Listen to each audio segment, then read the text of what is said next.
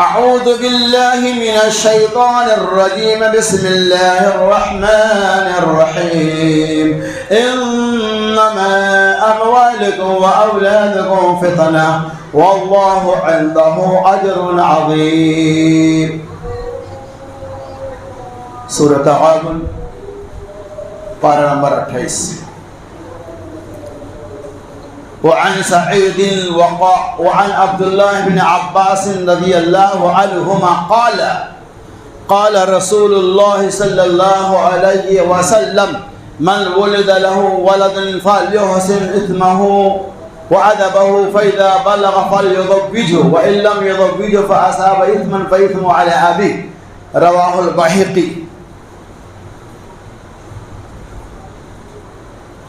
ہر قسم کی حمد و تعریف، ثنا اور خوبی اللہ عز و جل کی لائق و زیبا ہے، جس نے ہمیں اور آپ کو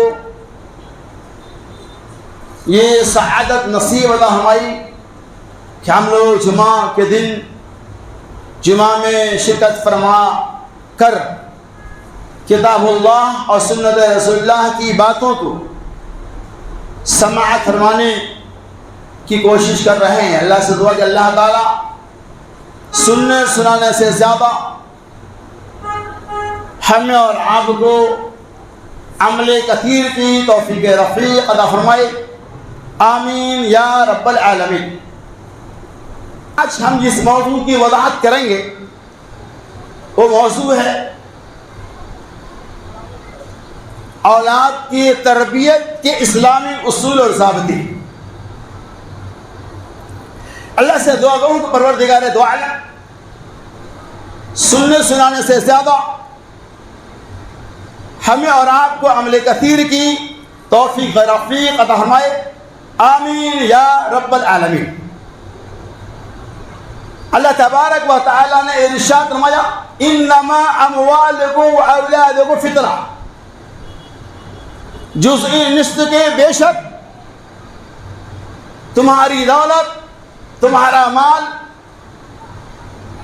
اور تمہارا اولاد یہ فتنہ ہے. واللہ عنده اجر عظیم. لیکن اللہ تبارک و تعالیٰ کے پاس بہت بڑا اجر بھی ہے. اور اس ٹکڑے کے اندر اللہ تبارک و تعالیٰ دنیا انسانیت کو، ایمان والوں کو یہ پیغام دیتا ہے انما اموالکم و اولادکم فتنہ. مال و دولت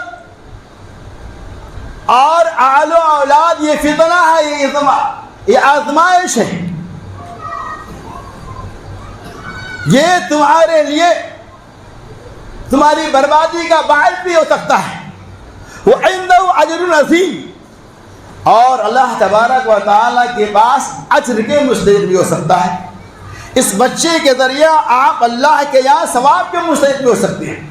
تو اس ٹکڑے کے اندر دو پیغام اللہ نے دیا. انما اموالکم واولادکم. مال، چونکہ مال میرا موضوع نہیں اس لیے میں اس سے ہٹ کر وہ اولادکم کی تشریح کروں گا کہ اللہ نے اولاد کو اسی ٹکڑے کے اندر ایک جگہ کہا یہ فتنہ ہے، اور اسی ٹکڑے میں اللہ نے فرمایا یہ تمہارے لیے بہت بڑا اجر ہے، بہت بڑی پونجی ہے. یقیناً آل و اولاد کی بڑی اہمیت ہے. اولاد کی کیا اہمیت ہے آپ اس ماں باپ سے پوچھئے،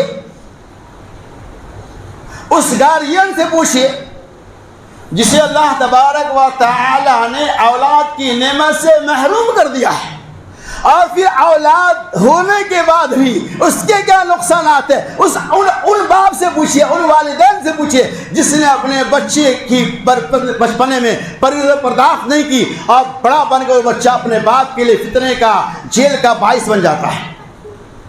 دونوں کے قرآن نے وضاحت کر رہی ہے. گویا کہ قرآن یہ پیغام دیتا ہے اگر آل و اولاد کی صحیح تربیت کی جائیں گی، پرورش و پرداخت کا اسلامی ماحول بنایا جائے گا، یہ بچہ آپ کے لیے بھی اپنے لیے بھی اجر کے باعث ہے. لیکن اس بچے کی کفالت، اس بچے کی نگرانی، اس بچے کی دیکھ بھال اس بچے کی تربیت بچپنے سے غلط ڈھنگ سے ہو رہا ہے، غلط طریقہ سے ہو رہا ہے، اور ماں باپ اس کی تربیت پہ بچپنے میں توجہ اور دھیان نہیں دیتا، تو یہ بچہ اپنے ماں باپ کے لیے بھی اور اپنے معاشرے کے لیے بھی فتنے کا باعث بنتا ہے۔ اسی لیے اللہ تعالی نے فرمایا انما اموالکم و اولادکم فتنہ، بے شک اہل و اولاد اور مال و دولت یہ فتنہ ہے اور اللہ کے پاس اجر عظیم بھی۔ اللہ تعالی نے مزید اس کی تفصیل سورہ تحریم پارہ نمبر 28 اور آیت نمبر 6 میں اعلان کر دیا۔ غور سے دیکھیے کتنا پیارا ہے۔ اللہ نے اے ایمان والو اللہ سے ڈرو، قوا انفسکم و اہلیکم نارا، اپنے آپ کو بھی بچاؤ اور اپنے اولاد کو بھی بچاؤ، اپنے بال بچوں کی بھی بچاؤ۔ کس چیز سے؟ پتھر آگ کے، جس کا ایندھن انسان اور پتھر ہوگا، اس آگ سے، اس ایندھن سے اللہ بچانے کا حکم دیتا ہے۔ وَعَلَيَّا مَلَائِكَةٌ غِلَاظٌ شِدَادٌ، اور اللہ تبارک و تعالی نے سخت دل فرشتے کو متعین کر دیا ہے۔ لا یعصون اللہ، وہ اللہ کی نافرمانی نہیں کرتا، اللہ کے حکم کو ٹھکراتا نہیں۔ وَيَفْعَلُونَ مَا يُؤْمَرُونَ، اور جن کاموں کے کرنے کا حکم دیا جاتا ہے ان کاموں کو وہ فوراً بجا لیتا ہے۔ اس ٹکڑے کے اندر اللہ تعالی نے دنیا انسانیت کو یہ پیغام دیا، اے ایمان والو اللہ سے ڈرو، قوا انفسکم و اہلیکم نارا، اپنے آپ کو بھی ڈراؤ، اپنے آپ کو بھی بچاؤ، وَأَهْلِيكُمْ نَارًا، اور اس آگ سے اپنے اولاد کو بھی، گھر والوں کو بھی بچاؤ، جس کا ایندھن انسان اور پتھر ہوگا۔ گویا کہ اللہ تبارک و تعالی ہمیں حکم دیتا ہے کہ ہمیں اپنے آپ کی بھی عبادت کرنی ہے، ہمیں اپنے آپ کو بھی بچاؤ کرنا ہے، وہ اہلیکم، اور اپنے گھر والیوں کو بھی، مطلب آپ کے گھر میں، آپ کے پارٹنرشپ میں، آپ کے خاندان میں جتنے لوگ ہیں، آپ کے اولاد، ماں باپ، بھائی بہن، جو بھی اللہ فرماتا ہے وہ اہلیکم نارا، ان تمام لوگوں کو جہنم سے بچاؤ۔ اور اللہ تعالیٰ نے سخت ترین فرشتے کو اس کے لیے مقرر کر دیا ہے، جو ہمیشہ اللہ کی اطاعت و فرما برداری کرتا ہے، وہ کبھی اللہ کی نافرمانی نہیں کرتا۔ تو کیا ایسے جہنم کی آگ سے، جس کا ایندھن انسان اور پتھر ہوگا، جس کا ایندھن انسان اور پتھر آگ سے مل کر بنایا جائے گا، کہ ایندھن تیار کیا ہے پتھر اور آگ سے مل کر ایندھن بنا، کتنا بھیانک ہوگا۔ اس آگ میں اللہ تعالیٰ ہمیں جلائے گا، تو اس آگ سے بچنے کے لیے اللہ تعالیٰ ہمیں بھی اور ہمیں اپنے اہل اولاد کو بھی بچانے کا حکم دے رہا ہے۔ اب ہر ایک شخص کی ذمہ داری ہے کہ اپنے آپ کی بھی عبادت کرے، اپنے اولاد کے بھی حفاظت کرے، چونکہ ماں باپ کے اوپر اولاد کی تربیت کی مکمل ذمہ داری ہے۔ کب تک؟ جب تک کہ وہ سن شعور اور بلوغت کو نہیں پہنچ جاتا ہے، جب تک وہ جوان نہیں ہو جاتا ہے، ساری ذمہ داریاں ماں باپ کی ہوتی ہیں۔ تو آئیے ہم نے کیا اپنی ذمہ داری کو ادا کیا؟ آئیے آگے چلے۔ حضرت سعید اور حضرت عبداللہ ابن عباس رضی اللہ تعالی عنہما کہتے ہیں، رسول اللہ صلی اللہ علیہ وسلم نے ارشاد فرمایا، من ولد له ولد فلیحسن اسمہ وادبہ، آپ نے فرمایا جب کسی کے گھر میں کوئی لڑکا یا لڑکی پیدا ہو تو ماں باپ کا پہلا کام، پہلی ذمہ داری کیا ہے؟ وہ اسمہ، اس کا اچھا نام رکھیں، پہلے نمبر 1۔ دوسری حدیث بتا رہی ہے کہ اس کا نام 7ویں دن رکھا جائے گا، اور 7ویں دن ہی اس کے نام سے عقیقہ کیا جائے گا، اور 7ویں دن ہی بال کو بھی نکالا جائے گا۔ کیا اس تربیت کا خیال ہم لوگ کرتے ہیں. من ولد له ولد فلیحسن اسمہ, اچھا سے اچھا نام رکھے. اللہ نے دیا ہے تو ان کی طرف سے عقیقہ کرے, بال نکلوائے, 7ویں دن یہ سنت ہے. اس کے بعد ہوا وہ آدابہ, اور اس کی اچھی تعلیم و تربیت کا خیال رکھے. تربیت بھی دینی ہے, تعلیم بھی دینی ہے.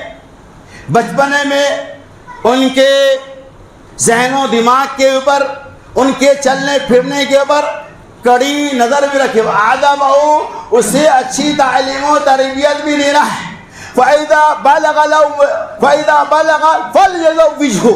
قرآن نبی صلی اللہ علیہ وسلم کی دیکھیے, اسلام کتنا پیارا مذہب ہے. فَإِذَا بَلَغَ, پہلے کہا اچھا نام رکھو, 7 دن عقیقہ کراؤ, بال نکالو. وَآدَابَهُ, اچھی تعلیم و تربیت کا خیال کرو. اس کے بعد فرمایا فَإِذَا بَلَغَ فَلْيُزَوِّجْهُ, جب وہ بالغ ہو جائے تو اسے کیا, فَلْيُزَوِّجْهُ, اسے شادی کا انتظام کرا دینا ہے. اور اس کے بعد نبی صلی اللہ علیہ وسلم فَإِذَا بَلَغَ لَهُ يُزَوِّجْهُ وَلَمْ يُزَوِّجْهُ فَأَصَابَ إِثْمًا فَإِثْمُهُ عَلَى أَبِيهِ. اور اگر ہم اس کی شادی نہیں کراتے ہیں اور ان کے شادی نہیں کرانے کی بنیاد پر کسی گناہ کے کاموں کا ارتکاب کر لیتا ہے, کوئی گناہ اسے سرزد ہو جاتا ہے, تو نبی علیہ السلام فَأَصَابَ إِثْمًا فَإِثْمُهُ عَلَى أَبِيهِ, اس کا گناہ اس کے ماں باپ کے اوپر بھی پڑے گا. یعنی اللہ کے رسول صلی اللہ علیہ وسلم نے ہمیں ایک پیغام دیا, رسول دیا. فَإِذَا بَلَغَ لَهُ يُزَوِّجْهُ فَإِذَا بَلَغَ فَلْيُزَوِّجْهُ, جب بالغ ہو جائے, طاعت کے مستحق ہو جائے, نان نفع کی طاقت ہو جائے, فَلْيُزَوِّجْهُ, اسے شادی کرا دو. اور بلا وجہ آج ایک تو فیشن بن چکا ہے, لوگ 30 سال 35 سال 40 سال تک لڑکے اور لڑکیوں کی شادی نہیں کرتے ہیں. 30 سال 35 سال کے بعد کہیں جا کر کچھ کھانستا ہے, کچھ احساس ہوتا ہے, رشتہ کرتا ہے. نبی علیہ السلام کے سنت کے خلاف. کوئی شرعی عذر ہے الا ماشاء اللہ تو اس کی الگ بات ہے. نبی نے فرمایا فَلْيُزَوِّجْهُ, تربیت دیکھیے کا کتنا پیارا پیغام ہے.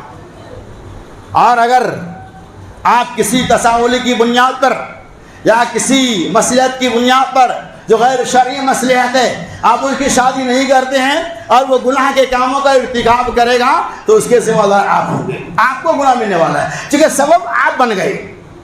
اگر وہ شادی کے بعد بھی کوئی گناہ کا مرتکب ہوتا ہے تو اس کا ذمہ دار وہ ہوگا. لیکن آج شادی میں تاخیر کیوں ہوتی ہے؟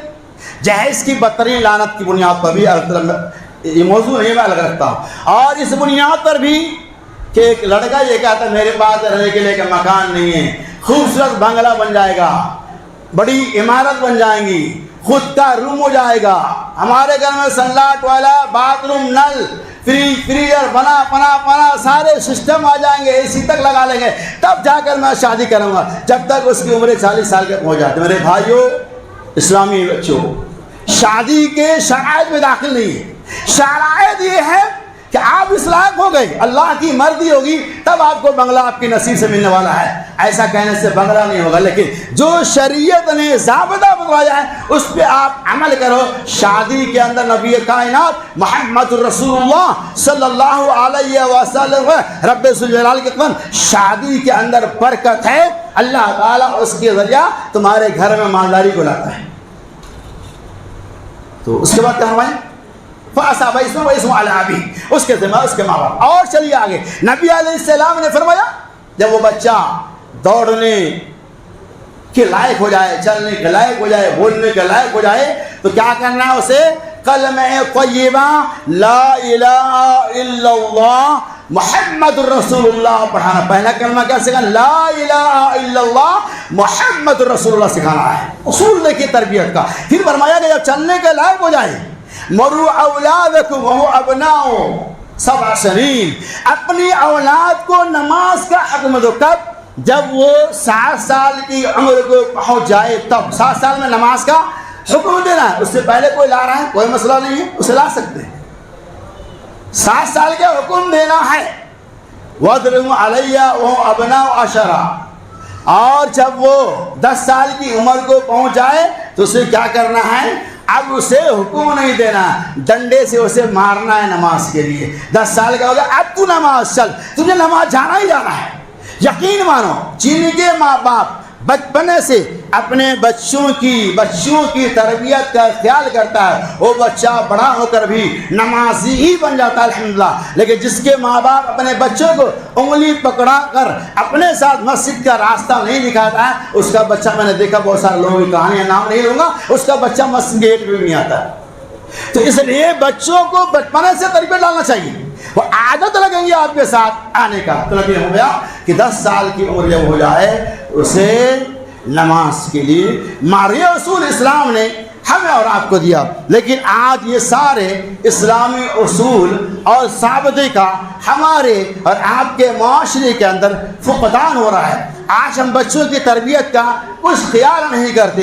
آج ماڈرن زمانہ کو دیکھتے ہوئے اپنے بچوں کو ہم بچپنے سے 3 سال کی عمر ہوئی کانوینٹ اسکول میں ڈال دیے، انگلش میڈیم میں 3 سال سے ہی ڈال دیے۔ اب ان بچوں کی کرسچن کے اسکول میں زیادہ مسلم بچے ہیں، آپ کو معلوم ہے کیوں؟ اس لیے وہاں فیسلٹیز زیادہ ہے، فیس 20,000 مہینہ ہے، 30,000 مہینہ ہے، پیسے کے دیوانے ہیں، وہ پیسہ دے کوئی بات نہیں ہے۔ وہاں بہت اچھی سہولت ہے، بہت اچھا ایجوکیشن ہے، بہت اچھی پڑھائی ہے۔ اس بچے کے عقیدے پہ ننگی تلوار چلائی جا رہی ہے، اس کا اسے فکر مند کوئی احساس نہیں، کچھ خیال نہیں۔ بچے بڑے ہو گئے، وہ اللہ اور رسول کو نہیں پہچانتا ہے، ماں باپ کی قدر و قیمت کو نہیں سمجھتا ہے، ان کے دماغ میں کرسچن کی پوری ڈسپلن آ گئی اور وہ بچہ کرسچن بن کر بسا کرسچن کی لڑکی سے شادی بھی کر لیتا ہے۔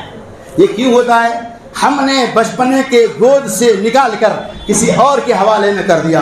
بچپنے میں ماں کے گود کے اندر اسلامی تربیت اسے ملتی، بچوں کو ہم کسی اسلامی مکاتب میں داخلہ کراتے، چھوٹے چھوٹے مدرسے میں بچوں کو رکھاتے جہاں نورانی قاعدہ، اسلام اور قرآن، اما پارا اور دنیات کی تعلیم کے ساتھ ساتھ اسے عقیدے بھی سکھائے جاتے ہیں۔ شاید ہمارا بچہ ایسا نہیں بنتا، اس لیے نبی آدم ہمیا فَلْيُحْسِنْ اسْمَهُ وَأَدَبَهُ، اس کا اچھا نام بھی رکھے اور اس کے لیے اس کی اچھی تعلیم و تربیت کا بھی خیال کریں۔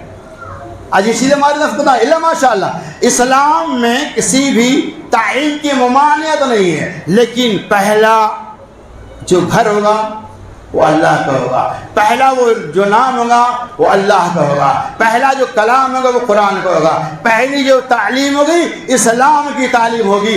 اسلامی عقیدہ کے ساتھ ساتھ آپ بچوں کو کہیں بھی پڑھائیں، کوئی مذائقہ نہیں ہے، لیکن آپ بچوں کو کسی کے حوالے کر کے آپ ان پہ پورا ڈپینڈ نہ کریں، بلکہ بچوں کا جائزہ آپ خود بھی لیں کہ اسلامی تعلیم اس کے پاس ہے کہ نہیں۔ تو ہماری ذمہ داری ہے بچوں کی تربیت کا ہم خود بھی خاص خیال کریں۔ ایسا نہ ہو کہ انگلش کی بھوت سوار ہو جائے اور میرا بچہ انگلش پڑھتے پڑھتے بولتے بولتے بس وہ انگلینڈ والا ہی بن جائے۔ ایسا ہرگز آپ ہونا دے دے۔ اس پہ کنٹرول کرنا، اس کا دھیان رکھنا، اس کا خیال کرنا ہر ماں باپ کی دینی اور شرعی ذمہ داری ہے۔ اور چلیے آگے، عن جابر بن عبد الله رضي الله عنه قال قال رسول الله صلى الله عليه وسلم لا تدعوا على أولادكم ولا تدعوا على أنفسكم ولا تدعوا على أموالكم إلى آخر رواه البخاري متفق عليه۔ حضرت جابر عبداللہ رضی اللہ تعالیٰ عنہ کہتے ہیں نبی صلی اللہ علیہ وسلم لا تدعوا على أولادكم، اپنی اولاد کے لیے تم بد دعا مت کرو، ولا تدعوا على أموالكم، اپنے مال کے لیے وہ دعا نہ کرو، ولا تدعوا لأنفسكم، اور اپنے آپ کے لیے بد دعا نہ کرو۔ کیوں؟ کچھ گھڑیاں ایسی ہے جس میں اللہ تعالیٰ آپ کی دعا اور بد دعا دونوں کو قبول کرتا ہے۔ کہیں اپنی اولاد کے لیے آپ بد دعا کر رہے ہیں، کہیں شاید وہ ایسی گھڑی نہ ہو جس میں اللہ تعالیٰ آپ کی زبان سے نکلی بد دعا یا کلمات کو قبول کر لے اور آپ کے بچے کے لیے ذلت اور رسوائی اور ہلاکت کا سبب بن جائے۔ عام طور پہ دیکھتے ہوں گے بچے جب ان کے نہیں سنتے، مائیں ان کے لیے ایسی بد دعا کرتی ہے کہ اللہ تعالیٰ ایسے اولاد سے مجھے محروم کر دے تو وہ بہتر ہوتا۔ کبھی ماں یہ کہتی رہتی ہے کہ اللہ تعالیٰ ایسی اولاد کو کسی پٹری تلے دبا دے، ٹرین تلے کچل دے، وہ اچھا ہوتا، کہیں سمندر میں جا کر غوطہ لا کر مر جائے وہ بہتر ہوتا۔ ماں ایسی بد دعائیں کرتی، کیوں؟ جب وہ مائیں اپنی اولاد سے تنگ آ جاتی ہے تب۔ لیکن میرے دوستو، ماں باپ کی بھی پہلی ذمہ داری ہوتی ہے کہ اپنے بچے سے بچپنے سے ہی بچوں کی تربیت کا خیال کریں تاکہ اس طرح کی نوبت ہی نہ آئے۔ لیکن ہم بچپنے میں توجہ نہیں دیتے، بیٹا مجھے جو کچھ کہہ رہا ہے وہ دلاتے جا رہے ہیں، جو کچھ کہہ رہا ہے کھلاتے جا رہے ہیں. بچوں کی ہر مانگ کو پوری کرنا یہ ماں باپ کی ذمہ داری نہیں ہوتی. کچھ مانگیں ایسی ہیں جو نادان ہیں لیکن ہم اسے پوری کر دیں. نہیں, وہی مانگیں پوری کرے, سمجھائے, طریقہ بیٹا یہ چیزیں حرام ہے, یہ چیز یہ کام مت کرو, یہ کام مت کرو, لیکن ہم ایسا نہیں کرتے. آج ہمارے بچے بگڑ رہے ہیں, ہماری ماؤں کی شکایتیں رہتی ہے, ہمارے ماں باپ بھی شکایت کرتے ہیں. اس زمانے کے اندر یہ واسطہ آئی سن لی حدیث. حضرت عمر بن خطاب رضی اللہ تعالی عنہ کے زمانے میں ایک آدمی شکایت لے کر گیا. آج مولوی صاحب کے پاس آتے ہیں نا, ان سے ہمارا بچہ بہت بگڑ گیا ہے, کوئی تعویذ بنا کے دے دیجیے, اچھی تعویذ دیجیے, ایسے کہتے ہیں نا.